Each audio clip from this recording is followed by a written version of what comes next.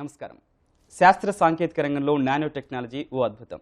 Nano టెక్నాలజీలో ఎన్నో ఆవిష్కరణలు, అద్భుతాలు చేసిన ప్రముఖ ప్రొఫెసర్, సైంటిస్ట్ చెన్నుపాటి జగదీష్ గారు మనతో ఉన్నారు. ఆయనతో మాట్లాడదాం. నమస్కారం జగదీష్ గారు. నమస్కారం అండి గౌతమ్ గారు. సార్, ముందుగా ఆస్ట్రేలియన్ అత్యున్నత పౌర పురస్కారం ఆర్డర్ ఆఫ్ ఆస్ట్రేలియా గౌరవం పొందినందుకు ఈటీవీ తరఫున ముందుగా మీకు అభినందనలు సార్.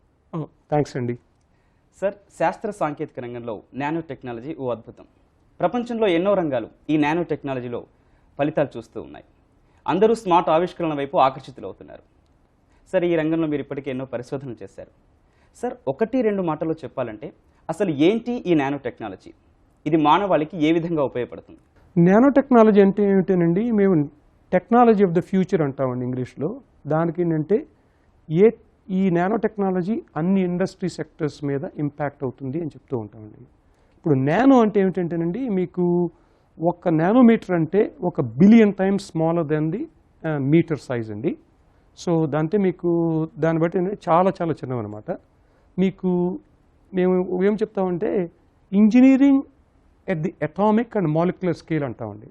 సో దాంతో ఏంటంటే ఒక్కొక్క యాటమ్ని కానీ ఒక్కొక్క మాలిక్యూల్ కానీ మనం దాన్ని ఇంజనీర్ చేసేసి కొన్ని వాటిలో మనం కొన్ని టెక్నాలజీస్ డెవలప్ చేస్తూ ఉంటామండి.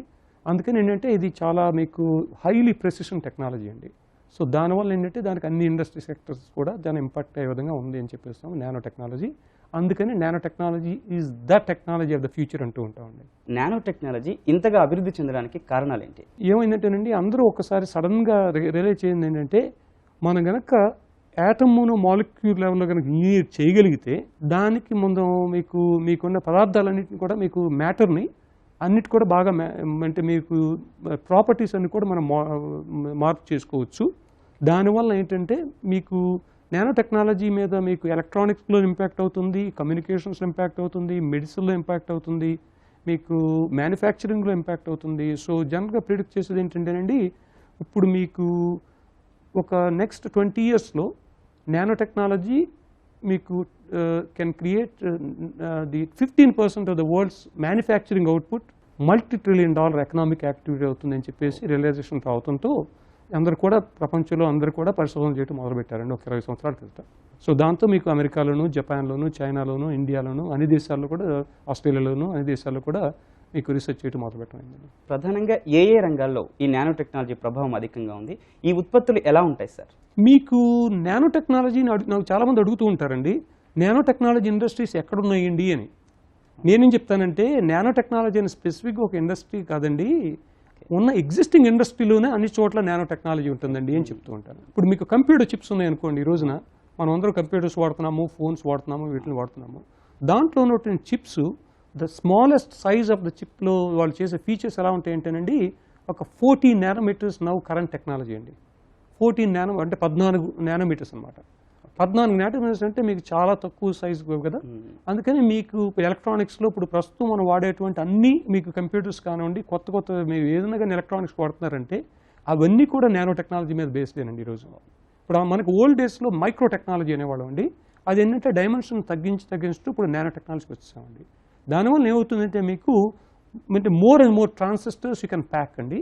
దట్ మీన్స్ మీకు చిప్ కూడా స్పీడ్ పెరిగిపోతూ ఉంటుంది, ప్లస్ కూడా మీకు ఫంక్షనాలిటీ కూడా పెరిగిపోతూ ఉంటుందండి. దాంతో ఏంటంటే మీకు multiple functions you can achieve అనమాట. ఎందుకంటే multiple transistors, billions of transistors you can pack in 1 square inch of మీకు సిలికన్లో చేయటం వల్ల. ఇప్పుడు silicon industry is about currently అండి $350 billion industry per year. So already that is nanotechnology is having a huge impact in the electronics industry. So the next also మీకు nanotechnology లో we are all developing some lasers which are really tiny lasers అండి. మీకు just మీకు చెప్పడానికి ఈ lasers ఎంత ఉంటాయంటే, ఎంత చిన్నగా ఉంటాయంటే, ఒక 10 నుంచి 20 లేజర్స్ మీకు ఒకదాని పక్కన ఒకటి పెట్టేస్తే మీకు విడ్త్ ఆఫ్ ది హెయిర్ లో మనకు ఉన్నటువంటి ఆ హెయిర్ విడ్త్లోనే ఇంతమంది లేజర్స్ కూడా ఒకటి పెట్టగలుగుతామండి. దాంతో ఏంటంటే small of the lasers you can send information much faster అండి. Also they consume less energy అండి. సో ఎందుకంటే మనకి ఎనర్జీ ఎఫిషియెంట్ ఇంటర్నెట్ కావాలనేది, ఫాస్టర్ ఇంటర్నెట్ కావాలనేది, గ్రీన్ ఇంటర్నెట్ అనేది చెప్పేసి అడుగుతున్నామండి. ఇప్పుడు ప్రపంచంలో మీకు 5% of the electricity is use for internet అండి.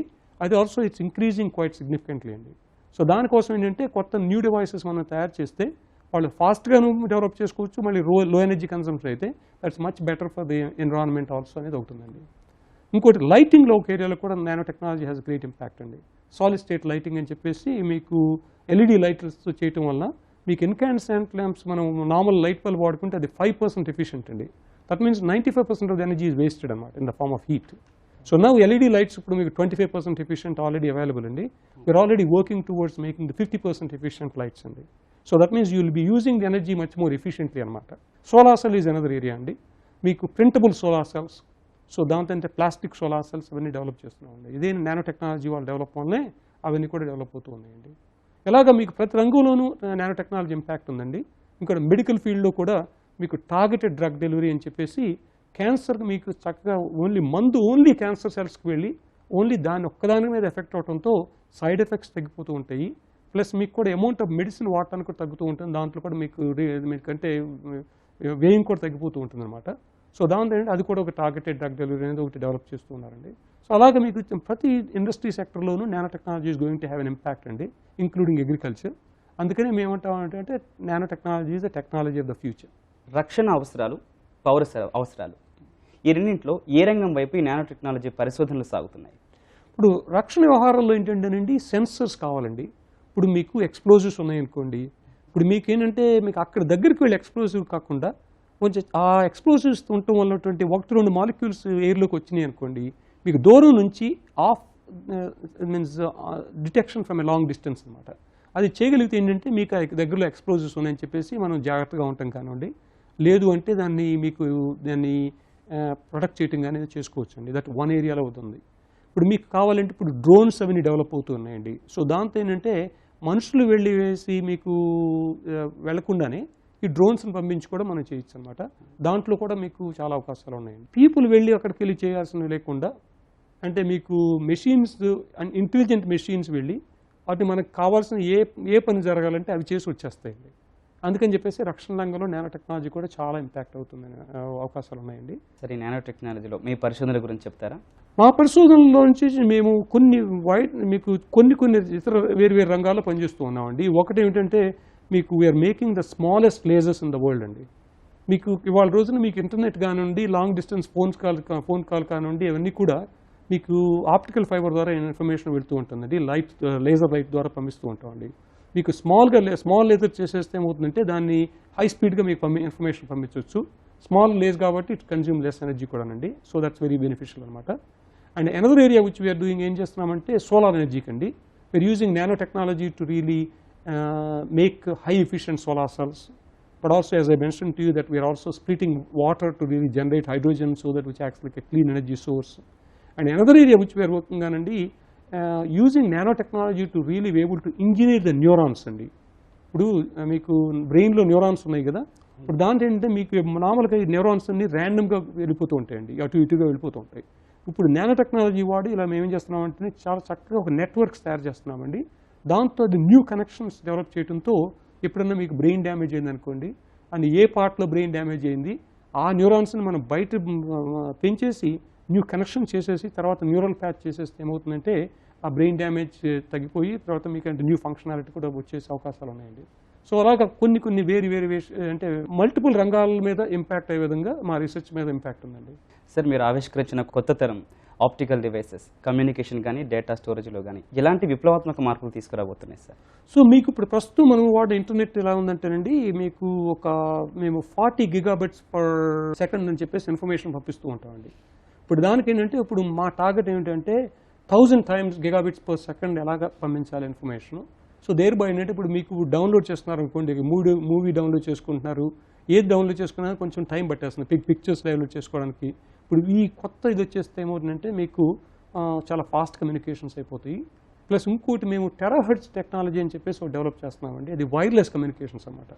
మీకు దాంతో ఏంటంటే మీకు ఇలాగే మీకు ఏటీఎంకి వెళ్ళినట్టు మీకు వెళ్ళి ఇక్కడ మన కార్డ్ పెట్టి డబ్బులు తీసుకున్నట్టు మీకు you can take your device and then అక్కడ ఏదో ఇన్ఫర్మేషన్ డౌన్లోడ్ చేసుకోవాలంటే వైర్లెస్గానే మీరు అది పెట్టేసి కనెక్షన్ పెట్టకుండానే పెట్టేస్తే మీకు చాలా ఫాస్ట్గా మీకు డౌన్లోడ్ చేసేసుకోవచ్చు అన్నమాట మీ డివైసెస్కి. So then it becomes very convenient for you to watch whatever you want to watch అండి. అందుకని చెప్పేసి మీకు ఆ టెక్నాలజీస్ వీఆర్ డెవలపింగ్ అండి. ఇప్పుడు వచ్చిన జగదీష్ గారితో ముఖాముఖికి తిరిగి స్వాగతం. సార్, ఈ ఎలక్ట్రానిక్స్ అండ్ వైద్య రంగంలో అద్భుతాలకు నానో టెక్నాలజీ నుంచి ఎటువంటి సహకారం లభిస్తుంది? ఇప్పుడు మీకు ఎలక్ట్రానిక్స్ ఇప్పుడు ప్రస్తుతం ఏం వాడుతున్నాం అంటేనండి, నార్మల్ క్లాసికల్ ఎలక్ట్రానిక్స్ అంటామండి, అంటే సాధారణ ఎలక్ట్రానిక్స్ అని అనమాట. ఇప్పుడు నెక్స్ట్ జనరేషన్ ఏమంటామండి, క్వాంటమ్ కంప్యూటింగ్ అంటున్నాం. సో దాంట్లో మీకు ఏమవుతుందంటే క్లాసికల్ ఫిజిక్స్ కాకుండా క్వాంటమ్ ఫిజిక్స్ వాడి ఆ కంప్యూటింగ్ డెవలప్ చేస్తున్నారండి.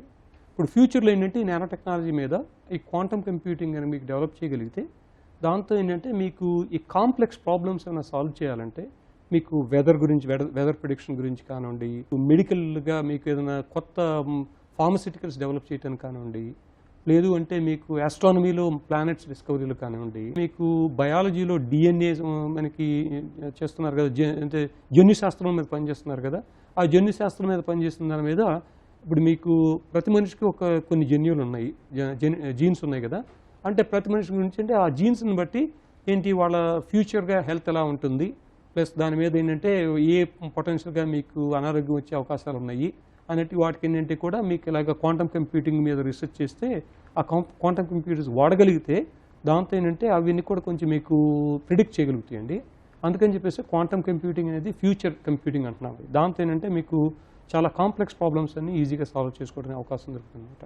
కొత్త కొత్త మాలిక్యూల్స్ని డిస్కవర్ చేయడం కానివ్వండి, లేదు అంటే ఒక పర్టికులర్ వ్యాధి ఉందనుకోండి, ఆ వ్యాధికి కావాల్సినటువంటి ఏ మాలిక్యూల్ డిజైన్ చేస్తే ఈ వ్యాధి ఎలాగ మీకు పూర్తిగా ఇది అవుతుంది, ప్లస్ మీకు ఇండివిజువల్ పర్సనలైజ్డ్గా కూడా మీకు మెడిసిన్ డెవలప్ చేయాలి అంటే సో అలాగే quantum computing and other things కూడా ఉపయోగపడతాయి అని చెప్పేసి కూడా ఇంట్రెస్ట్ ఉందండి. ఇప్పుడు కోర్స్ డిఫెన్స్లో కూడా చాలా ఇంట్రెస్ట్ ఉందండి క్వాంటమ్ కంప్యూటింగ్ మీద. ఎందుకంటే రక్షణ శాస్త్రంలో మీకు అంటే మీకు ప్రిడిక్ట్ చేయగలిగింది, లేదంటే మీకు even looking at the movement of the people and then take the video images and other things and analyze those ones so that you can identify మీకు ఎలాగా మీకు ఎవరెవరితో అంటే ఇంతమంది లక్షల మంది ఒక ఎయిర్పోర్ట్లో నుంచో ప్లస్ రైల్వే స్టేషన్లో వెళ్తూ ఉంటే ఒకళ్ళిద్దరు ఏదన్నా అనుమానమైన పనులు చేస్తూ ఉంటే ఎలాగైనా అంత ఇన్ఫర్మేషన్ క్విక్గా ఎలా తీసుకురాగలము. నార్మల్ కంప్యూటర్స్ కొంచెం ఇబ్బంది అయిపోతుందండి. క్వాంటమ్ కంప్యూటర్స్ వీటి వల్ల అంటే చాలా ఎఫిషియెంట్గా అవి రికగ్నైజ్ చేయగలుగుతాయి అనమాట. సార్ వైద్య రంగంలో ఏంటంటే మీకు మనకి క్యాన్సర్ ఉందనుకోండి, ఇప్పుడు క్యాన్సర్లో ఏం చేస్తున్నాం అంటేనండి మీకు క్యాన్సర్ ఉందని చెప్పేసి కెమోథెరపీ అనో రేడియోథెరపీ అనో చేస్తూ ఉన్నామండి. దాంతో ఏంటంటే మీకు క్యాన్సర్ సెల్ కాకుండా మిగిలిన మంచి సెల్స్ కూడా ఇబ్బంది పడుతూ ఉంటాయండి. ఎందుకంటే సైడ్ ఎఫెక్ట్స్ చాలా ఉంటాయి. అందుకని మనకి జుట్టు ఊడిపోవడం కానీ చాలా ఇబ్బంది అవుతూ ఉంటారు, వీక్ అయిపోతూ ఉంటారు జనాలంతా. అలా కాకుండా ఏంటంటే నానో టెక్నాలజీ ఎలా అవకాశం తెలియజేస్తుందంటే మీకు టార్గెటెడ్ డ్రగ్ డెలివరీ అంటామండి.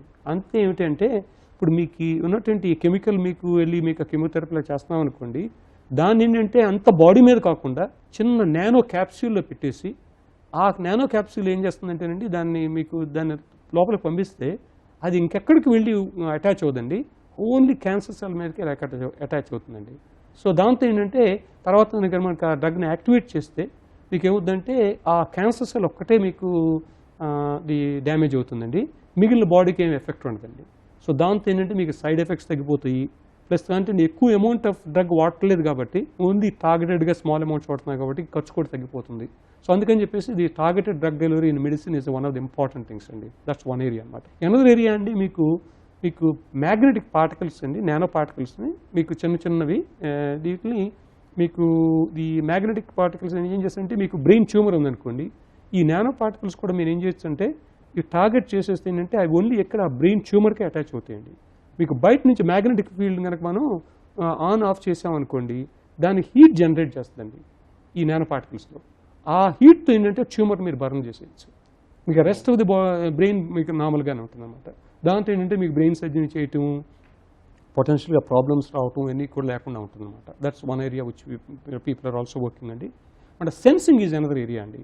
ఇప్పుడు మనకు ఒకసారి ఏంటంటే మీకు ప్రాస్టేట్ క్యాన్సర్ వచ్చిందనో, బ్రెస్ట్ క్యాన్సర్ వచ్చిందనో, ఈ క్యాన్సర్ వచ్చిందనో, ఆ క్యాన్సర్ వచ్చిందని అంటూ ఉంటాం మనం. ఇప్పుడు ఒక్కొక్కసారి ఏమవుతుందంటేనండి మన సెన్సింగ్ కరెంట్గా మనకు ఎలాగా మనం పరీక్షలు ఎలా చేస్తున్నామో అవి కొన్ని మాలిక్యూల్స్ ఎక్కువ కాన్సన్ట్రేషన్ ఉంటేనే కరెంట్ టెక్నాలజీలో మనం డిటెక్ట్ చేయగలుగుతున్నామండి. ఇప్పుడు కనుక మనం ఒక్క క్యాన్సర్ మాలిక్యూల్ ఉన్నప్పుడు కూడా దాన్ని మనం డిటెక్ట్ చేయగలిగితే, అది ఎర్లీ స్టేజెస్ ఆఫ్ క్యాన్సర్ మనం డిటెక్ట్ చేయగలిగితే, ట్రీట్మెంట్ మనకు మొట్టమొదటిలోనే చేసేయగలిగితే దాంతో ఏంటంటే దాన్ని కంట్రోల్ చేయడం ఈజీ అవుతుంది, అంటే మరణాలు అవి తగ్గుతాయి అని చెప్పేసి అర్థమండి. ఇంకొక ఏరియా వచ్చి మేము డెవలప్ చేస్తున్నామంటే ఇమేజింగ్ అండి. సో మీకేంటంటే అగైన్ మీకు క్యాన్సర్ సెల్స్ ఉన్నాయంటే మీకు ఎర్లీ స్టేజెస్లో మీరు డిటెక్ట్ చేయగలిగితే, అంటే మీకు పెద్ద లంప్ అవ్వకుండా ముందులే సో దాంతో ఏంటంటే కూడా ట్రీట్మెంట్ కూడా ఎర్లీ చేసేయచ్చు అని చెప్పేసి బయోమెడికల్ ఇమేజింగ్ అని చెప్పేసి కూడా నానో టెక్నాలజీ బేస్ మీద చేస్తున్నాము. సో ఎన్నేళ్లుగా పట్టి పీడిస్తున్న క్యాన్సర్ చికిత్సకు నానో టెక్నాలజీ ఓ అద్భుత పరిష్కారం అంటారు. తప్పకుండానండి.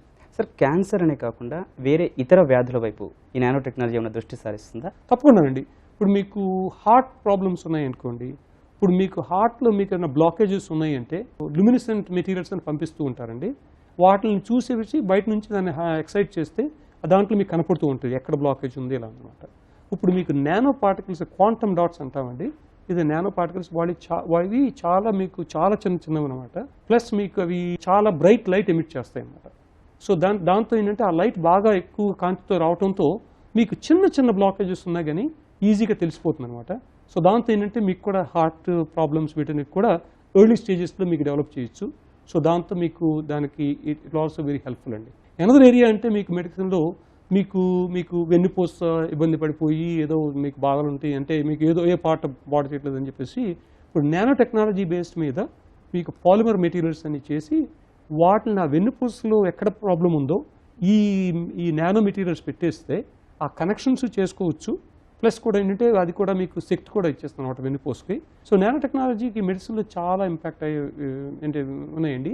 కాకపోతే ఏంటంటే మీకు మెడికల్ ఫీల్డ్లోనండి మీకు ఇవన్నీ చేసినవన్నీ కూడా చాలా జాగ్రత్తగా చూసుకుని మీకంటే సైడ్ ఎఫెక్ట్స్ రాకుండా చూసుకోవాలండి. ఇప్పుడు మీద నానో పార్టికల్స్ మీకు బాడీలో పంపించారనుకోండి, అది మనకు కావాల్సిన పని చేసిన తర్వాత బయటకు వచ్చేయాలి. ఇప్పుడు అది కనుక ఏ కిడ్నీలోనూ లివర్లోనూ కూర్చుంటే మళ్ళీ వాటికి ఇబ్బంది పెట్టే అవకాశం ఉందన్నమాట. అందుకని చెప్పేసి రీసెర్చ్లు చేసేవాళ్ళు కూడా ఈ చేసినవి ఎంతకాలం బాడీలో ఉంటున్నాయి, ఇవి బయటకు వచ్చేస్తున్నాయా, ఎంతకాలం పడుతుంది బయటికి రావడానికి, వాటిని మనకి పని ఇవ్వగానే ఎంత క్విక్గా మనం బయటికి రావడానికి తీసుకురావచ్చు, అవన్నీ కూడా రీసెర్చ్ చాలా జరుగుతుందండి. కొత్త లోహాలు ఉపకరణాల విషయంలో నానో టెక్నాలజీ ఏ విధంగా పనిచేస్తుంది? లోహాలు కూడా చిన్న మీకు నానో స్కేల్లో చేసేస్తే ఏమవుతుందంటేనండి వాటి ప్రాపర్టీస్ చాలా అంటే బాగా ఇంప్రూవ్ అయిపోతాయండి. అంటే మీకు ఎక్కువ స్ట్రెంగ్త్ కావాలనుకోండి, దానికి ఏంటంటే నానోగా చేసినటువంటి లోహాలను మనం చేయగలిగితే వాటి శక్తి మన నార్మల్గా చేసినటువంటి లోహాల మీద ఎక్కువ ఉంటుందండి. సో అందుకని చెప్పేసి ఆ నానో కోటింగ్స్ అని నానో లోహాలని చేస్తూ ఉంటారండి. దానివల్ల ఏంటంటే ఫ్యూచర్లో మీకు లైట్ వెయిట్ ప్లస్ బాగా ఎక్కువ స్ట్రెంగ్త్ ఉండేవి కూడా అవి చేసే అవకాశాలు ఉన్నాయండి. ఇప్పుడు మీకు ఫ్యూచర్లో ఉందనుకోండి, మీకు even air crafts and other things, మీకు ఎయిర్ క్రాఫ్ట్ అంటే ఎప్పుడు కూడా మీకు లైట్గా ఉంటే మంచిది, దానికంటే ఫ్యూయల్ కన్సంప్షన్ తగ్గిపోతుంది, మనకి స్ట్రెంగ్త్ కావాలి. అటువంటి టైంలోనే నానో లోహాల కన్నా పాలిమర్ మెటీరియల్స్లో పెట్టేస్తే ప్లాస్టిక్ మెటీరియల్స్లో అది కాంపోజిట్స్ మెటీరియల్స్ అని తయారు చేస్తారండి. ఆ కాంపోజిట్ మెటీరియల్స్ ఏంటంటే లైట్ వెయిట్ ఉంటాయి, మీకు చక్కగా కూడా శక్తి కూడా ఇస్తాయి అనమాట. అందుకని అలాంటి వాటిలో కూడా ఈ నానో బేస్ మీద లోహాలు కూడా వాడటం మొదలుపెట్టాము. ఈ నానో టెక్నాలజీ కామన్ మ్యాన్కి ఏ విధంగా అప్లికబుల్ అవుతుంది? మీకు కామన్ మ్యాన్కి అన్ని విషయాల్లోనూ ఉపయోగపడుతుందండి. సెల్ ఫోన్స్ ఉన్నాయనుకోండి, కామన్ మ్యాన్ అందరూ కూడా ఈ రోజున సెల్ ఫోన్స్ వాడుతున్నారు. అది ఇప్పుడు ఇవాళ రోజున చూస్తే ఏంటంటే నానో టెక్నాలజీ ప్రతి సెల్ ఫోన్లోనే నానో టెక్నాలజీ ఉందండి. ఇప్పుడు మీకు ఇంటికి వెళ్ళి లైట్ వేసుకున్నారనుకోండి, ఇప్పుడు ఎల్ఈడి లైట్స్ వేసుకున్నారంటే దాంతో కూడా nano technology based LED lights అనమాట. ప్రతి ఆస్పెక్ట్ ఆఫ్ జీవనంలో కూడా ప్రతి మనిషికి కూడా ఉపయోగపడే విధంగా ఉన్నాయండి. ఈ గత 5 ఏళ్లలో నానో టెక్నాలజీలో ఎటువంటి మార్పులు వచ్చాయి? ఇప్పుడు గత 5 ఏళ్ళలోనే ఇప్పుడు ఈ కంప్యూటర్స్లో అన్నీ కూడా చాలా ఫాస్ట్ కంప్యూటర్స్, మీకు హై స్పీడ్ కంప్యూటర్స్ రావడం కూడా మీకు నానో టెక్నాలజీ బేస్డ్ డెవలప్మెంట్స్ అండి. ఇప్పుడు కూడా మీకు నానో టెక్నాలజీలో పెయింట్స్ ఉన్నాయనుకోండి, మనకు పెయింట్ ఏంటంటే మీకు వుడ్ ఉందనుకుంటే ఈ వుడ్ మీకు డిగ్రేడ్ ఎలా అవుతుందంటే, ఎందుకంటే పాడైపోతుంది, ఎలా అవుతుందంటే అల్ట్రావైలెట్ రేడియేషన్ సన్ నుంచి వచ్చి ఈ వుడ్ పాడైపోతుందండి. ఇప్పుడు మీకు గనక పెయింట్లో ఒక చిన్న నానో పార్టికల్స్ పెట్టేస్తే అవి మీకు యూవీ లైట్ని అబ్జార్బ్ చేస్తాయండి, బట్ విజిబుల్ లైట్ మీకు అబ్జార్బ్ చేయవు. దాంతో ఏంటంటే మీకు పెయింట్ మీకు నార్మల్గానే ఉంటుంది, కానీ ఏంటంటే ఆ యూవీ రేడియేషన్ వెళ్ళి మీకు ఉన్నటువంటి వుడ్ని పాడు చేయకుండా ఉంటుందండి. ఫర్ ఎగ్జాంపుల్ సన్ స్క్రీన్స్ వాటికి కూడా మీకు దాంట్లో కూడా నానో టెక్నాలజీ వాడుతున్నారండి. పెట్రోల్ వాటిల్లో కూడా కొంత నానో పార్టికల్స్ వేస్తే దాంతో ఏంటంటే అది ఎఫిషియన్సీ కూడా పెరిగిపోతూ ఉంటుందండి, ఎందుకంటే ఎక్కువ దూరం వెళ్ళే అవకాశాలు ఉన్నాయని చెప్పేసి కూడా కొన్ని చాలా విషయాల్లో అది ఉపయోగపడుతుందండి ప్రస్తుతం. సార్, వ్యవసాయ రంగానికి వద్దాం. వ్యవసాయ రంగంలో నానో టెక్నాలజీ ఆవిష్కరణలు ఏ విధంగా ఉన్నాయి? ఇప్పుడు నానో టెక్నాలజీ కూడా మీకు ఎప్పుడైనా మీరు నానో టెక్నాలజీ అంటే ఏమిటి, వ్యవసాయానికి నానో టెక్నాలజీకి సంబంధం ఏముంటుంది అనుకుంటూ ఉంటామండి. ఎందుకంటే నేను కూడా నా జీవితం కూడా మొదలుపెట్టింది కూడా వ్యవసాయ కుటుంబం నుంచి వచ్చి చిన్న విలేజ్లో నుంచి వచ్చినవాడినండి. ఇప్పుడు మీకేంటంటే ఇప్పుడు వ్యవసాయ రంగంలో కూడా ఈ సెన్సర్స్ అవన్నీ డెవలప్ చేయడంతో నానో టెక్నాలజీ మీద మీకు ఫర్టిలైజర్ ఎప్పుడు వేయాలి, పెస్టిసైడ్స్ ఎప్పుడు వేయాలి, నీళ్లు ఎప్పుడు పెట్టాలి, ప్లస్ మీకు రోబాట్స్ వాడుకుని కూడా మీకు హార్వెస్టింగ్ ఇవన్నీ కూడా రోబాటిక్గా చేసుకుంటే, సో దాంతో ఏంటంటే మీకు మీకు కూలి వాళ్ళు లేరు, అందుకని నేను వ్యవసాయం చేయలేకపోతున్నాను, ఇవన్నీ బాధలు ఉన్నాయండి. సో దాంతో ఏంటంటే మీకు నానో టెక్నాలజీ వీటిల్లో కూడా రోబాటిక్ డెవలప్మెంట్స్ అవన్నీ అయితే ఇప్పుడు మీకు ఎక్కువ మనుషులు లేకుండా మీకు ఎక్కువగా మెకనైజ్డ్ అగ్రికల్చర్ కూడా చేసుకునే అవకాశం కూడా ఎక్కువ ఉందండి. ఒక సాధారణ రైతు నానో టెక్నాలజీ ఫలాలు పొందాలంటే వ్యవసాయంలో ఏం చేయాలి? మీకు అంటే ఇప్పుడు ప్రస్తుతం ఏంటంటేనండి నానో టెక్నాలజీ మీకు ఎప్పుడు కూడా ఒక టెక్నాలజీ డెవలప్ అవుతున్నప్పుడు ఇనీషియల్గా చాలా ఎక్స్పెన్సివ్ అవుతుందండి. బట్ మరి అది ఒక స్ప్రెడ్ అయిపోయినప్పుడు అంటే కాస్ట్ తగ్గిపోతుందండి. అప్పుడు ఏమవుతుందంటే ఈ నానో టెక్నాలజీ బేస్డ్ అన్ని కూడా సాధారణ రైతుకు కూడా ఉపయోగపడే అవకాశాలు ఉన్నాయి. ఇప్పుడు ఫర్టిలైజర్స్ కనుక మనం నానో స్కేల్ ఫర్టిలైజర్ వేస్తే అదేంటంటే మీకు ఉన్నటువంటి మొక్కలతో వీటితో ఎక్కువ క్విక్గా రియాక్ట్ అయ్యి సో దాంతో ఏంటంటే దానికి తక్కువ ఫర్టిలైజర్ వేసి ఎక్కువ ఉపయోగపడేందుకు కూడా చూసుకునే అవకాశం ఉంటుందండి. అలాగే మీకు ఈ పెస్టిసైడ్స్ అని చెప్తున్నాను కదా, ఇప్పుడు ఆ పెస్టిసైడ్స్ కూడా మనం ఏంటంటే ఇప్పుడు చాలా పెస్టిసైడ్స్ వేస్తేనే కానీ ఆ పురుగును మనం ఆపలేకుండా ఉన్నాయండి. ఇప్పుడు నానో స్కేల్ ఫెర్టిలైజర్స్ కన్నా మనం వేయగలిగితే అవి కూడా ఏంటంటే తక్కువ మళ్ళీ పెస్టిసైడ్ వాడుకుని ఆమె ఎక్కువ ఉపయోగపడడానికి అవకాశం కూడా అలా ఉన్నాయండి. వ్యవసాయంలో రైతులకి అందుబాటులోకి రావడానికి ఇంకెంతకాలం పట్టే అవకాశం? అంటే ఒక 10 ఏళ్ళు 15 ఏళ్ళు పడుతుందండి ఇంకా అది. ఎందుకంటే మీకు ఇనీషియల్గా మీకు టెక్నాలజీ డెవలప్ చేసినప్పుడు ల్యాబొరేటరీలోనే మనం చేస్తాం అనుకోండి, అదేంటంటే దాన్ని మీకు మ్యానుఫ్యాక్చరింగ్ చేయటము తర్వాత మీకు వైడ్ స్ప్రెడ్ యూసేజ్ కావాలంటే టైం పడుతుందండి అది. అందుకని ఒక 10-15 సంవత్సరాల్లో నానో టెక్నాలజీ కూడా స్ప్రెడ్ అయ్యే అవకాశం చాలా ఉందండి. మొట్టమొదటి కూడా ఏమవుతుందంటేనండి మీకు డెవలప్డ్ కంట్రీస్లో దీన్ని ఇంట్రొడ్యూస్ చేస్తారండి. అది బాగా వచ్చిన తర్వాత దాన్ని అంటే అక్కడ కొంచెం ఎక్స్పెన్స్ అయినా వాళ్ళు భరించగలుగుతారు కాబట్టి అది చేసిన తర్వాత మీకు డెవలపింగ్ కంట్రీస్లోకి రైతులకి అంటే తక్కువ ఖర్చు వచ్చే విధంగా స్ప్రెడ్ అయ్యే అవకాశం ఉందండి. ఈ నానో టెక్నాలజీ వల్ల కమ్యూనికేషన్స్ కూడా చాలా ఉపయోగపడతాయి. మాకు వెనకటి రోజులు ఎలా ఉండేదంటేనండి ఏదో దేశంలో చాలా గొప్పగా చేశారు, మన ఊళ్ళకి రావాలంటే 30 ఏళ్ళు 20 ఏళ్ళు పట్టేది, అసలు మనకి తెలిసేది కూడా కాదండి. ఈ రోజులు ఏంటంటే మీకు ఫాస్ట్ కమ్యూనికేషన్స్ వలన మీకు దాంతో ఏంటంటే ఎప్పుడు ప్రపంచంలో ఇన్ఫర్మేషన్ వచ్చినా ఈరోజు మన రైతులకు కూడా వచ్చే అవకాశం ఉందండి. దాంతో ఏమవుతుందంటే మీకు రైతులు కూడా వాళ్ళు చేసేటువంటి పద్ధతులు కూడా అడాప్ట్ చేసుకుని దాన్ని ఇంప్రూవ్ చేసుకునే విధంగా కూడా చూసుకునే అవకాశం ఉందండి. అందుకనే అక్కడ మీకు అగ్రికల్చర్ కూడా ప్రొడక్టివిటీ ఇంప్రూవ్ అయ్యే అవకాశాలు చాలా ఎక్కువ ఉన్నాయండి. నానో టెక్నాలజీపై మరిన్ని వివరాలు జగదీష్ గారిని అడిగి తెలుసుకుందాం. ఇప్పుడు వచ్చిన విరామం. జగదీష్ గారితో ముఖాముఖికి తిరిగి స్వాగతం. సార్, నానో టెక్నాలజీలో స్పేస్ కానివ్వండి, మెటీరియల్ సైన్సెస్లో కానీ ఎలాంటి ఆవిష్కరణలు రాబోతున్నాయి? ఇప్పుడు నానో టెక్నాలజీలో మీకు స్పేస్ అంటే ఇప్పుడు మీకు స్పేస్లో ఎప్పుడంటే శాటిలైట్స్ పంపించాలంటే సోలార్ సెల్స్ కూడా వాడతామండి. ఆ సోలార్ సెల్స్ ఏంటంటే మీకు శాటిలైట్స్కి ఎనర్జీ జనరేట్ చేస్తాయండి. ఇప్పుడు ఈ నానో టెక్నాలజీ వల్ల ఏంటంటే we are developing the light weight solar cells అండి. కాబట్టి మీకు ఇప్పుడు స్పేస్ ఎప్పుడు కూడా weight is a major problem అండి. వెయిట్ మీకు శాటిలైట్ పెరిగిందంటే దానికి ఎక్కువ ఫ్యూయల్ కావాలి, చాలా దూరం వెళ్ళలేదు అని ఉన్నాయండి. సో నానో టెక్నాలజీ వాడుతూ ఏంటంటే మీకు ఎలక్ట్రానిక్స్ అవన్నీ కూడా లైట్ వెయిట్ చేసే అవకాశాలు ఉన్నాయి. ఇంకోటి కూడా మీకు స్పేస్ ఎలక్ట్రానిక్స్ అన్నింటిలో కూడా ఈ రేడియేషన్ డ్యామేజ్ రాకుండా ఉండాలండి. మీకు స్పేస్లో వెళ్ళినప్పుడు అంటే కాస్మిక్ రేస్ అన్నీ ఉంటాయండి. వాటి వల్ల ఏంటంటే మీకు ఎలక్ట్రానిక్స్ డ్యామేజ్ అవకాశాలు ఉన్నాయి.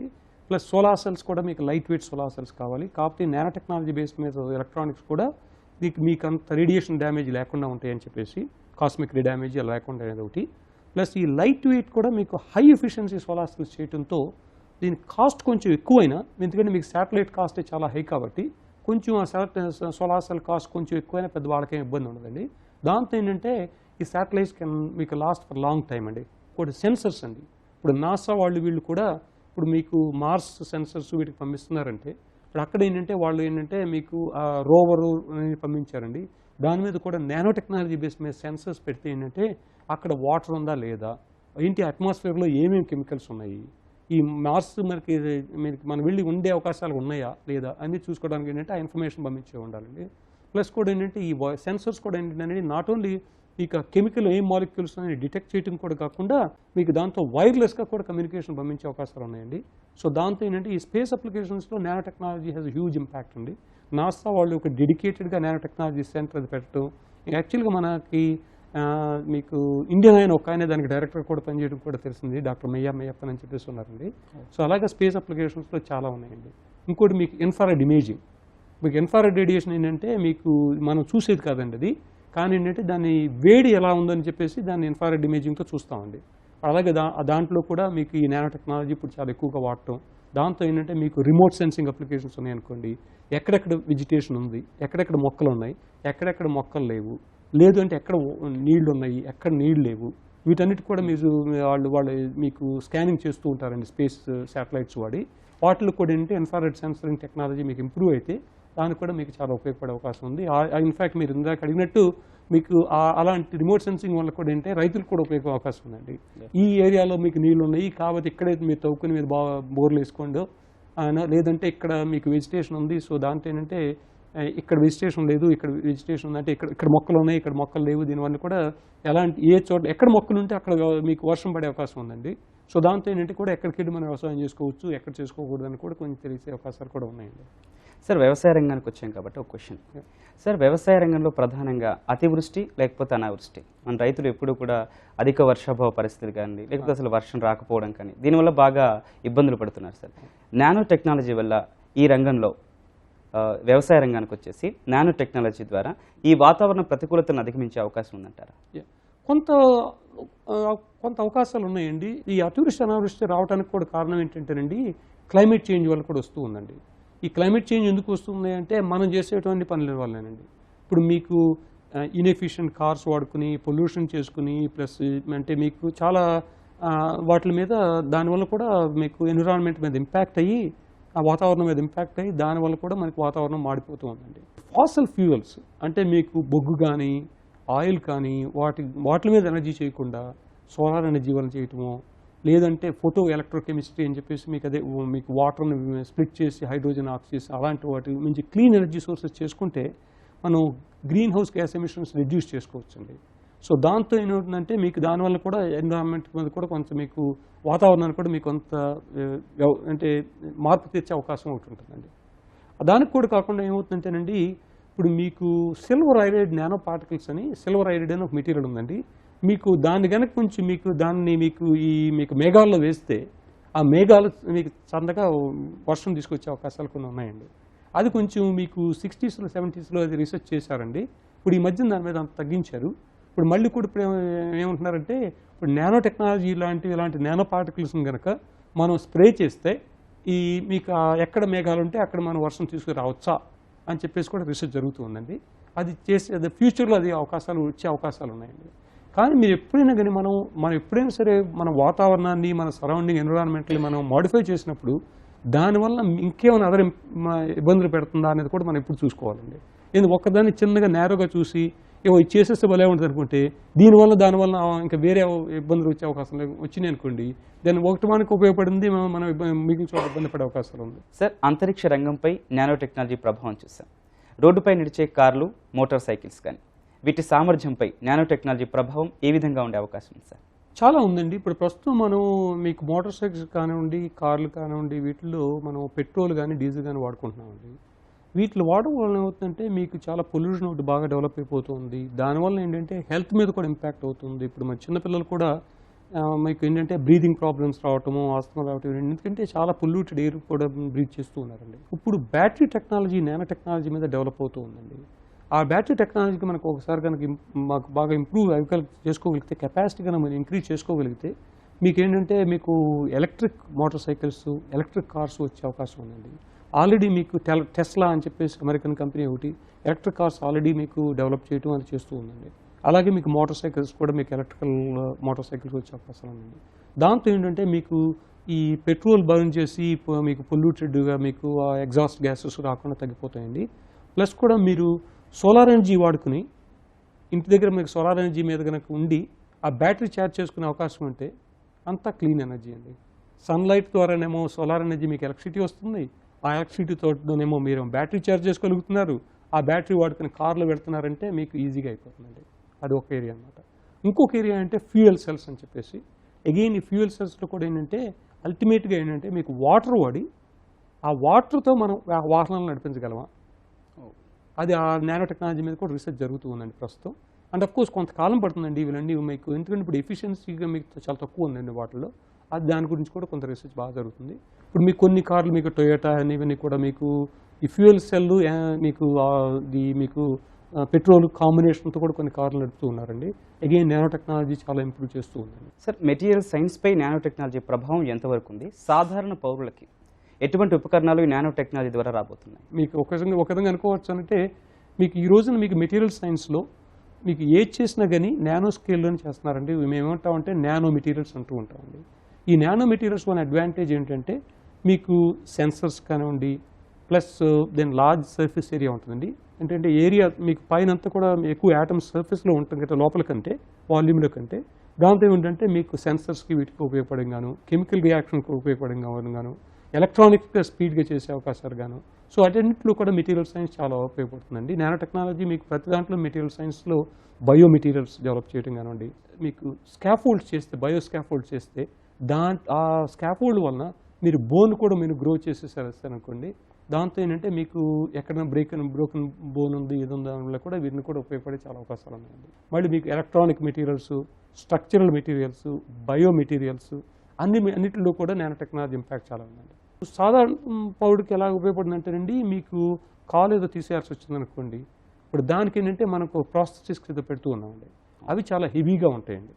సో అలా కాకుండా ఏంటంటే మీకు లైట్ వెయిట్గా నానో టెక్నాలజీ మీద బేస్డ్, మెటీరియల్ సైన్స్ బేస్డ్ మీద వాటిని పెట్టారనుకోండి, మనుషులు మనకి మనం మామూలుగా ఉన్న వాళ్ళు ఎలా నడుస్తామో అలా నడిచే అవకాశాలు ఉన్నాయండి. ఫర్ ఎగ్జాంపుల్ అదొకటి. టెన్నిస్ కానీ బ్యాడ్మింటన్ కానీ ఆడుతున్నారనుకోండి, ఇప్పుడు ఈ నానో టెక్నాలజీ వాడటం వల్ల ఈ బాల్స్ కూడా ఈ ఎయిర్ ఎక్కువ చాలా కాలం ఉండే అవకాశం ఉందండి. సో దాంతో ఏంటంటే ఎయిర్ బయటకు రాకుండా దాని ఏంటంటే మరి సేమ్ బాల్స్ మేము ఎక్కువ కాలం వాడుకోవచ్చు. అలాగే మీకు టెన్నిస్ ర్యాకెట్ ఉందంటే, బ్యాడ్మింటన్ ర్యాకెట్ ఉందంటే, ఈ nano technology carbon nano tubes చేసి కాంపోజిట్స్తో లైట్ వెయిట్ చేసుకుని ప్లస్ స్ట్రెంగ్త్ కూడా బాగా ఉండేవి చేసుకోవచ్చు అండి. దాంతో ఏంటంటే ఆడుకోవడానికి కూడా బాగా ఉంటుందండి. ఒకసారి ఎగ్జాంపుల్ మీకు స్పోర్ట్స్ గురించి ఎగ్జాంపుల్ ఇవ్వాలి అంటే అది ఎలాగ ఉపయోగపడుతుంది అనమాట. దట్ ఈ కామన్ మ్యాన్ అనమాట.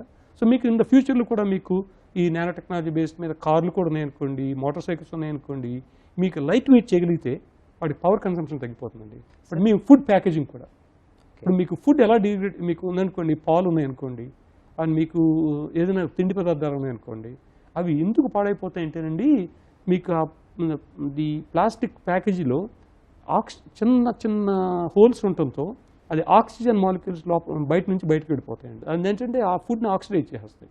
ఆక్సిడేషన్ చేయడం వల్ల ఏంటంటే ఫుడ్ పాడైపోతుంది.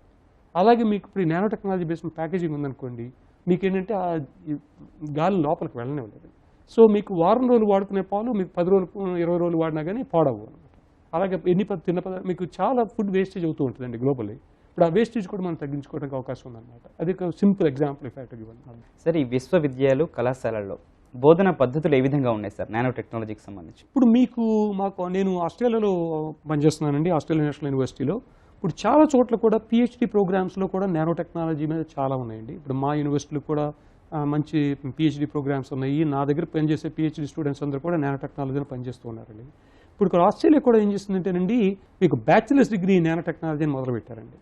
సో దాంతో ఏంటంటే కొంతమంది ఏంటంటే స్టూడెంట్స్ నాకు ఫిజిక్స్ వెళ్ళాలా లేదా, కెమిస్ట్రీ చేయాలా లేదా, అలాంటి వీళ్ళన్న వాళ్ళందరూ కూడా ఇప్పుడు సడన్గా బ్యాచిలర్ ఆఫ్ నానో టెక్నాలజీ అంటే నానో టెక్నాలజీ ఫ్యూచర్ టెక్నాలజీ అంటున్నారు కదా అని చెప్పేసి వాళ్ళు వెళ్ళి బ్యాచిలర్ ఆఫ్ నానో టెక్నాలజీ చదువుతున్నారండి. ఇప్పుడు అందుకని మినీ యూనివర్సిటీస్ ఇప్పుడు ఆస్ట్రేలియాలో కానివ్వండి, అమెరికాలో కానివ్వండి, వేరియస్ దేశాల్లో ఈ బ్యాచిలర్ ఆఫ్ నానో టెక్నాలజీని, మాస్టర్ ఆఫ్ నానో టెక్నాలజీ అని, పిహెచ్డీలో ఆఫ్ కోర్స్ చాలా కాలం నుంచి కూడా ఇప్పుడు నానో టెక్నాలజీ ఉందండి. అండ్ సో దాంతో ఏంటంటే ఇప్పుడు దానికి కూడా ఇప్పుడు మీకు లోయర్ లెవెల్కి మాస్టర్స్ కూడా పిహెచ్డీ కూడా బ్యాచిలర్స్ కూడా చేయడం జరుగుతుందండి. ఇంకా కొన్ని చోట్ల అండి మీకు నానో టెక్నాలజీ వాడి మాకు ఆస్ట్రేలియాలో కొన్ని హై స్కూల్స్లో కూడా ఒక టీచర్ అండి, ఆవిడ కెమిస్ట్రీ చెప్తుందంటే కెమిస్ట్రీ ఏంటంటే పిల్లలు ఎంత ఇంట్రెస్ట్ చూపించట్లేదు.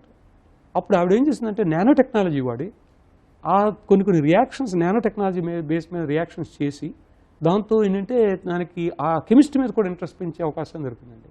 ఇప్పుడు మీకు ఉందనుకోండి, మీరు ఏమండి ఎలా ఉంటుందండి, మీకు గోల్డ్ ఏ కలర్ అండి అని అడిగారు అనుకోండి, ఏమిటండి గోల్డ్ ఏ కలర్ అంటారంటే అందరికీ తెలుసు కదా గోల్డ్ ఎల్లోగా ఉంటుందని చెప్పేసి అని అంటే, కానీ మీరు నానో స్కేల్కి వెళ్ళేటప్పటికి మీకు రెడిష్ కలర్ గోల్డ్ కూడా చేయొచ్చు, అండ్ పింక్ కలర్ గోల్డ్ చేయొచ్చు, సో ఆరెంజ్ కలర్ గోల్డ్ చేయొచ్చు. సో అలాగే ఈ టీచర్ ఏం చేస్తుందంటేనండి, ఆవిడ ఇలాంటివన్నీ చూపించి చూడండి మీకు పదార్థాలకి ఒక సైజు మారటంతో ఈవెన్ మీకు మెటల్ మీకు అంత గోల్డ్ అంతా ఎల్లోగా అనుకుందనుకోండి, మీకు మిగిలిన కలర్ కూడా మనం చేయగలుగుతున్నాము అని చెప్తే ఏంటంటే స్టూడెంట్స్ కూడా చాలా ఇంట్రెస్ట్ పెరిగిపోయి యాక్చువల్గా మీకు నానో టెక్నాలజీ మీకు సైన్స్ స్టూడెంట్స్కి ఇంట్రెస్టింగ్ ఎక్సైటింగ్ సైన్స్ టీచ్ చేయడానికి కూడా చాలా ఉపయోగపడుతుందండి ప్రస్తుతం. ఈ నానో టెక్నాలజీలో విద్యార్థులు బ్యాచిలర్ డిగ్రీ స్థాయికి రావాలంటే ప్రాథమిక స్థాయిలో ఏ సబ్జెక్ట్స్పై అవగాహన ఎక్కువ పెంచుకోవాలి? మోస్ట్లీ అండి ఇప్పుడు మీకు nano technology is a multi disciplinary field అయిపోయిందండి. మీకు మ్యాథమెటిక్స్ ఇంపార్టెంట్ అండి. మ్యాథమెటిక్స్ అంటే మీకు కోర్ ఫర్ ఎవ్రీథింగ్ అండి. అందుకని mathematics is very important subject. తర్వాత ఏంటంటే మీకు physics, chemistry, biology. All 4 of them are very important అండి. అందుకని చెప్పేసి మన పిల్లలకు చెప్పేది ఏంటంటే మీకు ఇదే ఇంట్రెస్ట్ ఉంది, అదే కాకుండా మ్యాథ్స్, ఫిజిక్స్, కెమిస్ట్రీ, బయాలజీ అన్నీ చదువుకుంటే ఫ్యూచర్లో it opens up more doors అని చెప్తుంటారండి. సార్, నానో టెక్నాలజీ రంగంలో భారత్ పరిస్థితి ఏ విధంగా ఉంది? ఇంకా వృద్ధి సాధించాలంటే ఎటువంటి ప్రయత్నాలు జరగాలి? Initial stages of any technology development అండి మీకు గవర్నమెంట్ ఇన్వెస్ట్మెంట్ అవసరం అండి.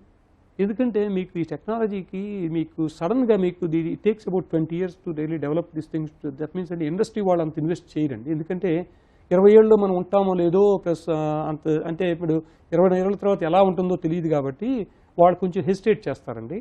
అందుకని చెప్పేసి మేము చెప్పేది ఏంటంటే గవర్నమెంట్ ఇన్వెస్ట్ చేస్తే ఇనిషియల్ స్టేజెస్లో మనం ఒక ప్రోడక్ట్స్ అవన్నీ డెవలప్ పాయింట్కి వచ్చినప్పుడు అప్పుడు ఇండస్ట్రీ వాళ్ళు వచ్చి కూడా ఇన్వెస్ట్ చేయడం జరుగుతుంది అని చెప్పేసి నేను చెప్తూ ఉంటానండి.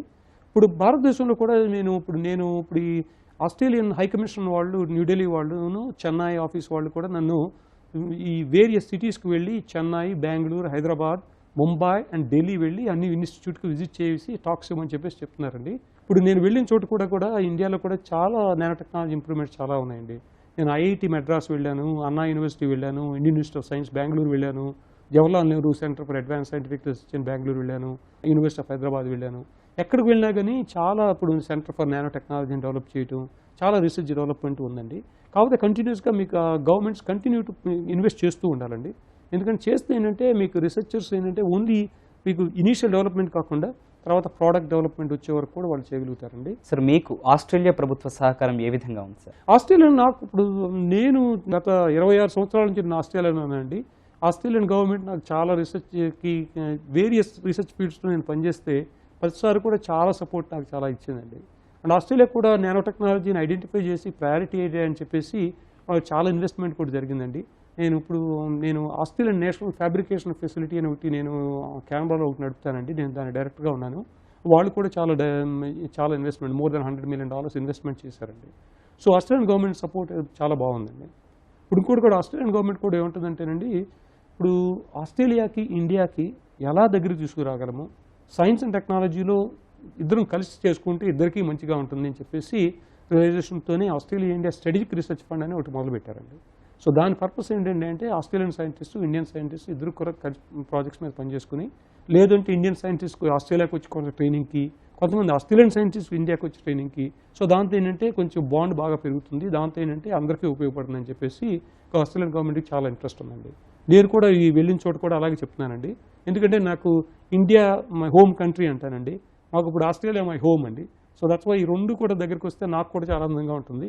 మనకు కూడా ఆపర్చునిటీస్ చాలా ఎక్కువ ఉన్నాయండి. నానో టెక్నాలజీపై మరిన్ని వివరాలు జగదీష్ గారిని అడిగి తెలుసుకుందాం. ఇప్పుడు వచ్చిన విరామం. జగదీష్ గారితో ముఖాముఖికి తిరిగి స్వాగతం. సార్, చెన్నుపాటి విద్యా జగదీష్ ఫౌండేషన్ ద్వారా అభివృద్ధి చెందిన దేశాల నుంచి వచ్చే విద్యార్థులకు మీరు ఎటువంటి సహాయ సహకారాలు అందిస్తున్నారు సార్? ముఖ్యంగా మన దేశం నుంచి, తెలుగు రాష్ట్రాల నుంచి వచ్చే విద్యార్థులకు మీ నుంచి ఏ విధంగా సహాయ సహకారాలు అందుతున్నాయి సార్? నేను చిన్న విలేజ్ నుంచి వచ్చానండి.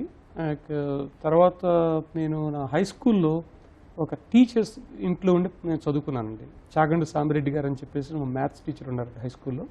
వాళ్ళ ఇంట్లో చదువుకోవటం ప్లస్ ఇంకొక టీచర్ వల్లూరు శ్రీనివాసరావు గారు ఉన్నారండి. వాళ్ళిద్దరు టీచర్స్ నాకు జీవితంలో చాలా సహాయం చేశారండి. ఇప్పుడు వాళ్ళిద్దరూ నాకు సహాయం చేయకపోతే ఈరోజు నేను వ్యవసాయం చేసుకుంటూ ఉండేవాడినండి. ఆ హై స్కూల్ కంప్లీట్ అయ్యేది కాదు, వ్యవసాయం చేసుకునేవాళ్ళు అనమాట. సో అలాగే మీకు పైకి తర్వాత వేరియస్ స్టేజెస్ ఆఫ్ స్టడీస్లో ప్రతి ఒక్కళ్ళు ఒక టీచర్స్ కాదండి, ఎవరొకళ్ళు సహాయం చేస్తూ ఉంటారు అనమాట. ఇప్పుడు నేను మా ఆవిడ ఏమనుకున్నామంటేనండి, విద్య మనం చిన్న ప్లేస్ నుంచి వచ్చాము. మా ఆవిడేమో కర్ణాటకలో కూడా చిన్న ప్లేస్ నుంచి వచ్చిందనమాట. మనం చిన్న ప్లేస్ నుంచి వచ్చాము, మనకి చాలామంది మన జీవితంలో సహాయం చేశారు. ఇప్పుడు మనం ఉన్న పరిస్థితుల్లో మనం ఇతర వాళ్ళకి ఎలా సహాయం చేయగలం? ఇప్పుడు మనకి పెద్దవాళ్ళకి వాళ్ళు ఇచ్చిందానికి మనకి దండం పెట్టుకునే వాళ్ళు ఇచ్చిన గౌరవం మనకు చూపించగలమండి. కానీ మనం దానికి వాళ్ళు చేసిన మనకి సహాయానికి ఇతర వాళ్ళకి మనం ఎలా సహాయం చేస్తే బాగుంటుంది అని చెప్పేసి మేమిద్దరం కలిసి కూడా చెన్నుపాటి అండ్ విద్యా జగదీష్ ఎండోమెంట్ అని మొదలుపెట్టామండి. పర్పస్ ఏమిటంటేనండి, మాకు ఎప్పుడు చాలామంది స్టూడెంట్స్ డెవలప్డ్ కంట్రీస్ నుంచి వస్తూ ఉంటారండి. ఇప్పుడు స్వీడన్ నుంచో, స్విట్జర్లాండ్ నుంచో, జర్మనీ నుంచో, నెదర్లాండ్స్ నుంచో, ఫ్రాన్స్ నుంచి, ఇటలీ నుంచి ఇలా వస్తూ ఉంటారండి. వాళ్ళకి ఏంటంటే ఫైనాన్షియల్ సపోర్ట్ అవసరం లేదు. ఎప్పుడైనా డెవలపింగ్ కంట్రీస్ నుంచి మీ దగ్గరికి వచ్చి పనిచేస్తామని అంటే మాకు ఎప్పుడు కూడా ఏంటంటే వాళ్ళకి డబ్బులు లేకపోతే వాళ్ళు రాలేరండి. అందుకని నాకు ఎప్పుడు కూడా నేను చిన్న డెవలప్మెంట్ కంట్రీ నుంచి వచ్చి ఇవాళ మనం వాళ్ళకి సహాయం చేయలేకపోతున్నామని చెప్పేసి నేను చాలా బాధపడుతూ ఉండేవాడిని. ఇప్పుడు అందుకని చెప్పేసి మేము ఏం చేసామంటే దీనివల్ల మీకు ఒక ఎండోమెంట్ తయారు చేస్తామండి. దాని మీద వచ్చేటువంటి ఇన్కమ్తో ప్రతి సంవత్సరం ఒక నలుగురు స్టూడెంట్స్ కానీ లేదంటే నలుగురు రీసెర్చర్స్ కానీ అంటే అకాడమిక్స్ కానీ వచ్చి Australia research school of physics and ఇంజనీరింగ్లో మీకు ఆస్ట్రేలియన్ నేషనల్ యూనివర్సిటీలో పనిచేస్తే 3-4 ఏళ్ళకి మనకు అవకాశం కలిగించాలని చెప్పేసి అండి. ఫస్ట్ బ్యాచ్ ఆఫ్ స్టూడెంట్స్ ఈ సంవత్సరం వచ్చారండి. వాళ్ళు నలుగురు కూడా మీకు ఐఐటి ముంబై నుంచి వచ్చారండి. అందరూ ఇండియన్సే అయ్యారన్నమాట. నేను చెప్పింది ఏంటంటే డెవలపింగ్ కంట్రీస్ ఏ దేశమైనా పర్లేదు, ఎక్కడున్నా కానీ మీకు అవకాశాలు లేని వాళ్ళకి మనం అవకాశం కలగజేస్తే అంటే వాళ్ళకు కూడా వాళ్ళ జీవితాలను కూడా మనం కొంచెం సహాయం చేసినట్టు అవుతుంది అని అనుకుంటే మాకు ఈ సంవత్సరం ఒక 15 మంది స్టూడెంట్స్ రాశారండి. సెలక్షన్ కూడానండి ఎక్సలెన్స్ అండి. Ultimately you have to go for excellence అండి. మీకు ఎక్సలెన్స్ లేకపోతే మీకు అదర్ క్రైటీరియా పెట్టేస్తే ఏమవుతుందంటేనండి దెన్ మీకు అక్కడ వాళ్ళు ఇక్కడికి వెళ్ళి వాళ్ళు అక్కడ నాతోనే పనిచేయడం కాకుండా నేను చెప్పేది ఏంటంటే ఎవరితోనే మీరు పనిచేయచ్చు ఆస్ట్రేలియన్ నేషనల్ యూనివర్సిటీలో అని చెప్తున్నానండి. ఇప్పుడు అక్కడికి వీళ్ళు వాళ్ళని ఇంప్రెస్ చేయాలంటే ఎక్సలెన్స్ అవసరం అండి. సో దాంతో ఏంటంటే ఇప్పుడు వీళ్ళు కనుక ఈ 3-4 నెలల్లో వాళ్ళు ఎంత బాగా చేయగలరని చూపించగలిగితే మీకేమవుతుందంటే వాళ్ళు తర్వాతే వాళ్ళు ఇంకొక స్కాలర్షిప్ చూసేసి నా దగ్గరికి వచ్చిన పిహెచ్డీ చేయో మాస్టర్స్ డిగ్రీ చేయో అనే అవకాశాలు ఉన్నాయండి. అది చూసేటప్పుడు కూడా ఏంటంటే అందరూ మగపిల్లలే కాకుండా ఆడపిల్లలు కూడా ఏమన్నా ఉన్నారా అంటే మనకి ఎంకరేజ్ చేయడం చేయాలండి. ఆడపిల్లని మగపిల్లని ఇద్దరిని కూడా మీకు సైన్స్ అండ్ టెక్నాలజీలో పైకి వచ్చే విధంగా చూసుకోవాలన్నమాట. అంతే 3 మగపిల్లలు 1 ఆడపిల్లని మీకు సెలెక్ట్ చేయడం జరిగిందండి. ఇప్పుడు మీకు ఆంధ్ర నుంచి రావాలంటే అదే అడిగారండి ఒకసారి, మీరు ఐఐటి నుంచి ఎందుకు చూసుకున్నారండి, మీరు చిన్న విలేజెస్లో చాలామంది ఉన్నారు కదా వాళ్ళు ఎలా చూసుకోవాలని తీసుకోలేదు అని అంటే ప్రాబ్లం ఏమవుతుంటేనండి మనకి అక్కడ మళ్ళీ సెలక్షన్ ఎప్పుడు కూడా మీకు ఎక్సలెన్స్ మీద ఉండాలండి. ఇప్పుడు వీళ్ళు అప్లై చేసే వాళ్ళంతా కూడా మోస్ట్ ఆఫ్ ద టైం మీకు ఐఐటీస్ నుంచి వస్తూ ఉంటారండి. ఇప్పుడు మేము ఐఐటీకి వాళ్ళకే ఇస్తాము మీకు ఇవ్వం అనేది లేదండి, ఎక్కడి నుంచైనా ఇస్తాం అనమాట. కాకపోతే అంటే వాళ్ళు మీకు డిమాండ్స్ చేసుకోవాలి, వాళ్ళు చదివే చదువుల్లో బాగా పైగా అక్కడే బాగా చూపించారంటే అంటే వీళ్ళకి ఫ్యూచర్ మన సహాయం మనం చేయించినట్టు అవుతుందండి. సో మీకు ఆంధ్ర నుంచి కూడా వస్తే బాగుంటుందని మాకు ఒక ఆలోచన అండి. బట్ అఫ్కోర్స్ దాన్ని బట్టి ఇప్పుడు ఈ సంవత్సరంలో లాస్ట్ ఇయర్ కూడా మేము 5 సెలెక్ట్ చేసామండి, 4 వచ్చారు. ఒకతను తెలుగు అతనేనండి, అతను దొంతు సాయి కృష్ణ అని చెప్పేసి అతను బెనారస్ హిందూ యూనివర్సిటీలో చదువుతున్నాడండి, అక్కడ ఐఐటిలో. అతను ఈ సంవత్సరం రాబోతున్నాడండి. ఇప్పుడు నెక్స్ట్ సంవత్సరం మే నుంచి జూలై వరకు అతను ఒక 10 వీక్స్ ఆ సమ్మర్ హాలిడేస్ వచ్చి మాతో రీసెర్చ్ చేసే అవకాశం ఉందండి. సో బేసికలీ అలాగే మీకు ఏంటంటే ఆంధ్ర నుంచి కూడా ఎక్సలెంట్ స్టూడెంట్స్ ఉంటే మీకు చాలా హ్యాపీగా మేము వాళ్ళని వెల్కమ్ చేస్తామండి. నాకు చాలా సపోర్ట్ కూడా ఏంటంటేనండి నీకు చాలామంది నన్ను కాంటాక్ట్ చేస్తారండి, ఏంటి మాకు అడ్వైజ్ చేయండి అనేది. ఒకసారి మనకి ఏంటంటే మనం డబ్బులు ఏమి అవసరం లేదండి, వాళ్ళని రైట్ డైరెక్షన్లో మనం స్టీర్ చేయగలిగితే వాళ్ళు కృషితో వాళ్ళ పైకి వెళ్ళిపోతారు కదండి. అందుకని నేను ఇప్పుడు కూడా నాకు ఎవరన్నా కానీ నాకు ఈమెయిల్ పంపించినా కానీ మెసేజ్ పంపించినా కానీ నేను ఇమీడియట్గా నేను రెస్పాండ్ అవుతాను, బాబు నువ్వు ఇచ్చేయి నాన్న అది చేయి నాన్న అని చెప్పేసి చెప్తూ ఉంటారండి. సో దాంతో ఏంటంటే ఇక వాళ్ళు దాన్ని బట్టి వాళ్ళు ఆ అడ్వైజ్ని బట్టి వాళ్ళు కూడా సెలెక్ట్ చేసుకుని పైకి వెళ్తూ ఉంటారండి. అందుకని మీకు మనం ఎంతసేపు డబ్బులు ఎవరికి ఇస్తున్నారా లేదనే కాకుండా దీనికి మీకు అడ్వైజ్ ఎలా ఇస్తున్నారు, ఆ అడ్వైజ్ ఇచ్చేవాళ్ళు కూడా ఉంటే ఏంటంటే ఇప్పుడు కొంతమంది ఏంటంటే పిల్లలు ఏం చేయాలి, నాకు ఇది ఉంది అదే ఇంట్రెస్ట్ ఉంది ఆ ఇంట్రెస్ట్ ఉంది దేనికి వెళ్తే నాకు ఫ్యూచర్లో బాగుంటుంది అని చెప్పేసి అడుగుతూ ఉంటారండి. నేనేం చెప్తానంటేనండి, నాన్న నువ్వు బాబు ఏదైనా కానీ నీకు దేని మీద ప్యాషన్ ఉంది, నీకు దేని మీద ఇంట్రెస్ట్ ఉంది, దాన్ని చూసుకో. నీకేమిటంటే నీకు దీంట్లో ఉద్యోగం వస్తుందని చెప్పేసి నీకు ఇంట్రెస్ట్ లేకపోయినా వెళితే నీవు ఎంత కష్టపడలేవు, నీకు అంత ఇంట్రెస్ట్ ఉండదు, ఎంతూజియాజం ఉండదు. సో కాబట్టి పైకి రావడం కష్టమైపోతుంది. నీకు ఇంట్రెస్ట్ ఉంది నువ్వు చూసుకుంటే నువ్వు ప్యాషనేట్గా దాని మీద పనిచేస్తావు, దాంతో ఏంటంటే నీకు సక్సెస్ ఆటోమేటిక్గా వచ్చేస్తుంది. నేను జనరల్గా ఎగ్జాంపుల్ ఏమి ఇస్తానంటేనండి, నువ్వు వీడియో గేమ్స్ మీద ఇంట్రెస్ట్ ఉందనుకో, నువ్వు ఆడుకుంటున్నావు అనుకో, నువ్వు టైం ఇప్పుడు చూడు 3 గంటలైందా 4 గంటలైందా 5 గంటలైందా అనేది. అదేవిధంగా నువ్వు సైన్స్ కానీ ఇంజనీరింగ్ కానీ టెక్నాలజీ కానీ ఏది చూసుకున్నా నీకు ఇంట్రెస్ట్ చూసుకుంటే నీకు ఎన్ని గంటలు దాని మీద పనిచేస్తానది కూడా నువ్వు ఎప్పుడు చూసుకునే అవకాశం ఉండదు, ఎందుకంటే నువ్వు ఎంజాయింగ్ చేస్తున్నావు కాబట్టి. అందుకని you have to always choose those things అని చెప్తూ ఉంటాను. సార్ ఇప్పటి వరకు మీ దగ్గర ఎంతమంది స్టూడెంట్స్ పిహెచ్డీ చేశారు, వాళ్ళు ఏ రంగాల్లో స్థిరపడ్డారు సార్? ఇప్పుడు వరకు నా దగ్గర ఒక 50 స్టూడెంట్స్ పిహెచ్డీ కంప్లీట్ అయిపోయిందండి. ఇప్పుడు ప్రస్తుతం ఒక 10-12 మంది కూడా ఇంకా చేస్తూ ఉన్నారండి. ఇప్పుడు ఈ 50 మంది అండి నాకు I'm very proud of them అండి. నా పిహెచ్డీ స్టూడెంట్స్ అందరూ నాకేంటంటే మై ఓన్ కిడ్స్ అండి. కొంతమంది ఏమో ఇండస్ట్రీలో ఉన్నారండి, సిలికాన్ వ్యాలీ యూఎస్లో ఉన్నారు, కొంతమంది చైనాలో ఇండస్ట్రీస్ మొదలుపెట్టి వాళ్ళు నడుపుకుంటున్నారు, కొంతమంది Oxford university, Cambridge university and so పెద్ద యూనివర్సిటీ, టోక్యో యూనివర్సిటీ అండ్ పెద్ద యూనివర్సిటీస్లో అకాడమిక్స్గా ఉన్నారు, ఫుల్ ప్రొఫెసర్స్గా కూడా ఉన్నారు. కొంతమంది ఏమో నేషనల్ ల్యాబ్స్లో పనిచేస్తున్నారు. మాకు ఆస్ట్రేలియాలో CSIRO అని, నేషనల్ మెజర్మెంట్ ఇన్స్టిట్యూట్ అని, యూఎస్లో శాండియా నేషనల్ ల్యాబొరేటరీ అని, and Lawrence Livermore national laboratory అని, అండ్ జెట్ ప్రొపల్షన్ ల్యాబొరేటరీ అని, వీటిలో నేషనల్ ల్యాబ్స్లో ఉన్నారు. అండ్ కొంతమంది ఏమో మీకు గవర్నమెంట్స్ కూడా వెళ్ళారు, కొంతమంది గూగుల్లో పనిచేస్తున్నారు. సో నేను చెప్పేది ఏంటంటే, నీకు PhD మీకు ఇచ్చే స్కిల్స్ ఎలా ఉంటాయంటే ఏ ప్రపంచంలో దేనైనా చేసుకోవచ్చు. అందుకని చెప్పేసి నువ్వు నేరుగా కాకుండా బ్రాడ్గా థింక్ చేసి ఎక్కడ అవకాశం వస్తే దాన్ని చూసుకుని మీరు పైకి వెళ్ళండి. అది నీకు ఏం చేసినా కానీ you have to be happy, you have to enjoy what you do. అందుకని చెప్పేసి చూస్ సంథింగ్ విచ్ యూ ఎంజాయ్ అని చెప్తూ ఉంటానండి. 50 PhD స్టూడెంట్ కూడా ఒక 50 పోస్ట్ డాక్టరల్ ఫెలోస్ని కూడా ట్రైన్ చేశానండి. వాళ్ళందరూ కూడా చాలా బాగా ఉన్నారనమాట. సో మనం ఏంటంటే మనం రీసెర్చ్ చేస్తూ పేపర్లు పబ్లిష్ చేసుకుంటూ సైన్స్ని ప్రోగ్రెస్ చేయడం కాకుండా ఒక 100 మంది పిల్లల్ని మనం ట్రైన్ చేసి ప్రపంచంలో ఎక్కడికి ఏ దేశాలకు వెళ్ళినా అన్ని దేశాల్లో ఉన్నారండి ఈ రోజున. సో అలాగా వెళ్ళి వాళ్ళు పైకి వెళ్ళటం చూస్తుంటే దాదిచ్చే ఆనందం ఇక మీకు అద్భుతమైనమాట. సార్, ఇదే విధంగా చివరిగా మన దేశంలో యువ శాస్త్రవేత్తలు విద్యార్థులకు మీరు ఇచ్చే సూచనలు ఏంటి సార్? నేనేం చెప్తానంటేనండి, మనకెంత తెలివితేటలు ఉన్నా కష్టపడకపోతే మనం పైకి రాలేమో అని ఒక విషయం చెప్తానండి. అదేంటంటే మన వాళ్ళు ఏమనుకుంటారంటే నేను అంత తెలివితేటలని నేను పైకి ఎందుకు రాలేకపోతున్నాను అనుకుంటే, మనకి యావరేజ్ తెలివితేటలు ఉన్నా మీకు హార్డ్ వర్క్తో పైకి వచ్చేయచ్చండి. అందుకని చెప్పేసి ఏంటంటే హార్డ్ వర్క్ చాలా ఇంపార్టెంట్ అనేది ఒకటి నేను చెప్తూ ఉంటానండి. ఇంకోటి నేను చెప్తూ ఉంటానండి, self confidence is also more important అండి. ఎందుకంటే నువ్వు బిలీవ్ ఇన్ యువర్ సెల్ఫ్. ఇప్పుడు నేను చేయగలను అనే మనస్తత్వం పెరగలిగితే ఏ ప్రాబ్లం అయినా మీరు ఈజీగా మీరు సాల్వ్ చేసేసుకోవచ్చు అండి, పైకి వెళ్ళిపోవచ్చు అనమాట. అదొకటి చెప్తూ ఉంటాను. ఇంకోటి కూడా ఏంటంటే మనకి ఇండియాలో ఎక్కువగా నీకు సైన్స్ అండ్ టెక్నాలజీలో నువ్వు బాగా ఉన్నావు అంటే చాలు నువ్వు పైకి వెళ్ళిపోతావు అంటారండి. నేనేం చెప్తానంటే నువ్వు కూడా కమ్యూనికేషన్ స్కిల్స్ కూడా కావాలి. అంటే నువ్వు ఎలా మాట్లాడగలుగుతావు, ఎలా రాయగలుగుతావు అంటే మీకు written communication skills and then the oral communication skills కూడా చాలా important. And ability to lead a team, ability to be part of a team, అన్నీ కూడా చాలా ఇంపార్టెంట్ అండి. అంటే నేను చాలా తెలివిగలండి అని చెప్పేసి నువ్వు ఎవరితోనూ పని చేయకపోతే పైకి రావడం చాలా కష్టమైపోతుందండి. అందుకని చెప్పేసి ఏంటంటే అందరితో కలిసి కలెక్టివ్గా మనం ఎలాగ పైకి చేస్తే కలెక్టివ్గా మనం ఎలాగ పైకి అంటే అచీవ్ చేయగలుగుతాం ప్రాజెక్ట్ అవుట్కమ్స్ అలాగా. ప్లస్ అంటే 10 మంది మన దగ్గర పనిచేస్తున్నారంటే వాళ్ళని ఎలాగ మోటివేట్ చేసి మనం వాళ్ళందరితో కూడా బాగా పనిచేస్తే అందరం కలెక్ట్గా పైకి వెళ్ళే విధంగా రాగానే చెప్పేసి అందుకని ఈ కమ్యూనికేషన్ స్కిల్స్ అవన్నీ కూడా చాలా ఇంపార్టెంట్ అండి. In addition to science whatever they are studying and of course they need to be excel కూడా అండి.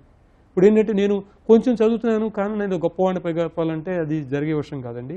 అందుకని వచ్చిన అవకాశాలను ప్రతిసారి వాడుకుని అండ్ ప్రతిదాన్ని ఒక స్టెప్గా వెళ్ళి ప్రతి స్టెప్లోనూ కూడా మంచి బాగా కృషి చేస్తే ఈజీగా పైకి వెళ్ళే అవకాశం ఉందని చెప్పేసి నేను చెప్తూ ఉంటాను.